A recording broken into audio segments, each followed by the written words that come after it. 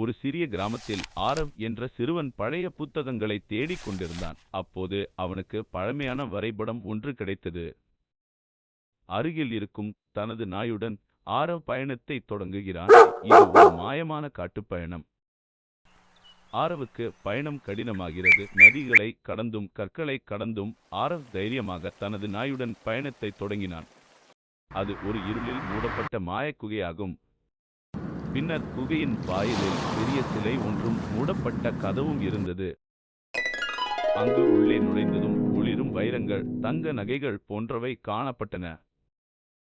அங்கு செல்வத்தின் நடுவில் மிகப்பெரிய நாகம் காவலாக இருந்தது. ஆரவ் தைரியமாக ஒரு திட்டத்தை வகுக்கிறான். ஆரவ் நாயை வைத்து நாகத்தின் கவனத்தை திசை திருப்பி வேகமாக செல்வங்களை எடுத்துக்கொள்கிறான். பின்னர் வெற்றிகரமாக குகையிலிருந்து வெளியேறி ஊருக்கு திரும்புகிறான். ஊர் மக்கள் உற்சாகமாக வரவேற்கின்றனர் ஆரவை.